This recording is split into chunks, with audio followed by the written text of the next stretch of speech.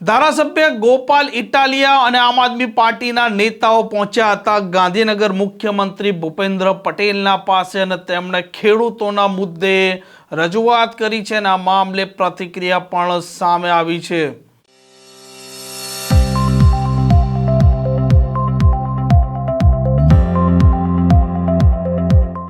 નમસ્કાર, આપ જોઈ રહ્યા છો હોટલાઇન ન્યૂઝ અને હું છું આપણી સાથે તોફિક ગાંચી। ગુજરાતમાં ખેડૂતોના મુદ્દે આમ આદમી પાર્ટી અત્યારે આકરું વલણ અપનાવી રહી છે। ઠેર ઠેર ખેડૂત મહાપંચાયત યોજી રહી છે અને ખેડૂતોને જે પ્રકારે પોષણક્ષમ ભાવ નથી મળી રહ્યા તેમના સાથે કડદો થઈ રહ્યો છે। આ દરેક મામલો આમ આદમી પાર્ટી અત્યારે ઉપડી રહી છે અને ધારાસભ્ય ગોપાલ ઇટાલિયા, ધારાસભ્ય ચૈતર વસાવા, આમ આદમી પાર્ટીના નેતા અને પ્રદેશ પ્રમુખ સહિત આજે પહોંચ્યા હતા ગાંધીનગરના સ્વર્ણિમ 1માં અને તેમણે મુખ્યમંત્રીના મામલે રજૂઆત પણ કરી છે।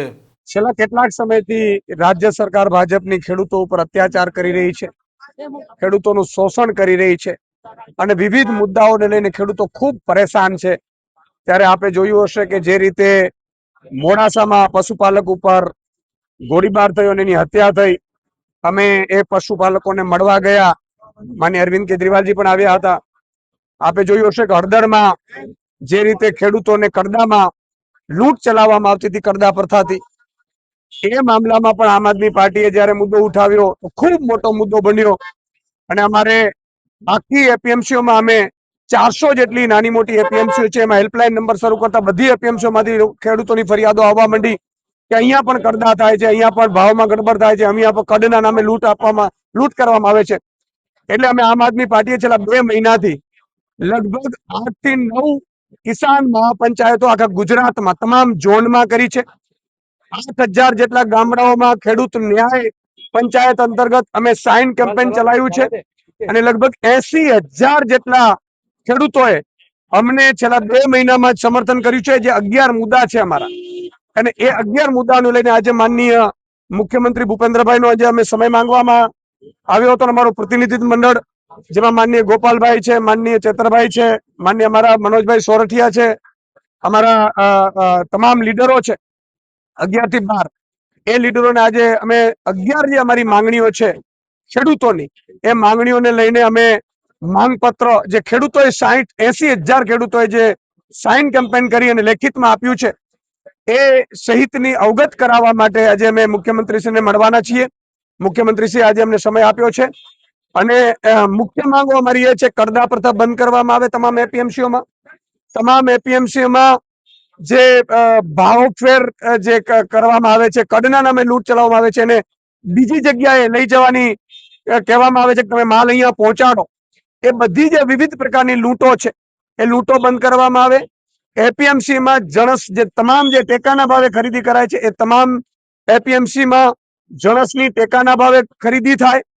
આ સહિત અમે એવું માંગ કરી હતી કે ભાઈ હેક્ટરે 50,000 રૂપિયો નુકસાનનો પંજાબ સરકારે, નવી સરકાર છે, 3 વર્ષની સરકાર છે, એને આપ્યું છે, તો 30 વર્ષની સરકારે ભાજપે પણ હેક્ટરે 50,000 રૂપિયો જાહેર કરવો જોઈએ જે ખેડૂતોને નુકસાન થયું છે એમાં પણ 22,000 હેક્ટરે જે જાહેર કર્યા છે ભાજપ સરકારે, અને એમાં પણ હજી 2400 કરોડ જ આપ્યા છે, 10,000 કરોડ રૂપિયા આપ્યા પણ નથી।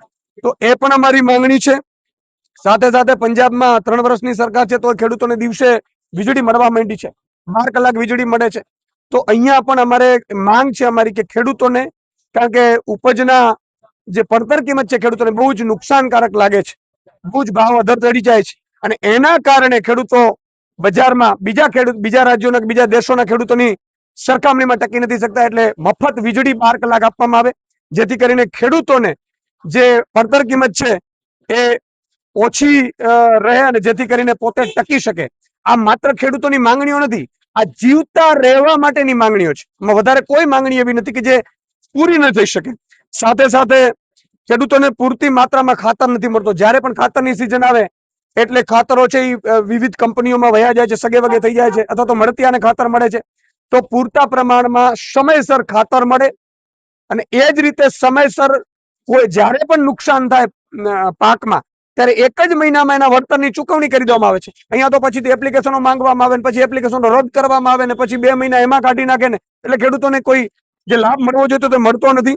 સાથે સાથે શેરડીના જે ઉત્પાદકો છે એ ખેડૂતોને શુગર મિલો પાસેથી જે બાકી ચૂકવણી છે એ પણ ભરપાઈ કરી દેવામાં આવે છે અને જે શુગર મિલો બંધ છે એ શરૂ કરવામાં આવે અને સીસીઆઈ ની જે ખરીદી દર વર્ષે થાય છે, 1 ઓક્ટોબર થી એ ખરીદી થાય, સામાન્ય રીતે ડિસેમ્બરમાં ખરીદી થાય. જ્યારે ખેડૂત છે એ કપાસ વેચી દે છે, પહેલી વીણણી જે છે વેચાઈ જાય છે અને જે ખેડૂતના કપાસ છે એ કોઈ લઈ લે છે લાભાર્થીઓ, એ પછી ટેકાના ભાવે ખરીદાય, પોતાનો માલ વેચી દે છે. એટલે ખેડૂતને લાભ ટેકાનો મળતો નથી. એટલે ટેકાના ભાવે જે કપાસની સંપૂર્ણ ખરીદી થાય ને એ 1 ઓક્ટોબર થી થાય દર વર્ષે, એ માંગણી છે. સાથે સાથે હાઈ ટેન્શન લાઈન આખા ગુજરાતમાં બેફામપણે કંપનીઓ કલેક્ટરના માધ્યમથી એ નાખી દે છે અને જેથી કરીને એને નથી તો પૂરતું વળતર મળતું અને તમામ પોલીસ કાફલો અત્યાચાર કરે છે. આ સહિતના 11 મુદ્દાઓને લઈને આજે અમે મુખ્યમંત્રીશ્રીને રજૂઆત કરવાના છીએ અને અમને પૂરો વિશ્વાસ છે કે મુખ્યમંત્રીશ્રી આને પોઝિટિવ લેશે અને જો આગામી સમયમાં નહીં લે તો આમ આદમી પાર્ટી જન આંદોલન છેડશે. આ પ્રકારના સમાચાર પ્રકારના અહેવાલ માટે હોટલાઇન ન્યૂઝની આ ચેનલને લાઇક, શેર અને સબસ્ક્રાઇબ કરવાનું ભૂલતા નહીં. નમસ્કાર. આવા પ્રકારના વિડીયો તમને જોવા ગમતા હોય તો હોટલાઇન ન્યૂઝ ચેનલને લાઇક, શેર અને સબસ્ક્રાઇબ કરો.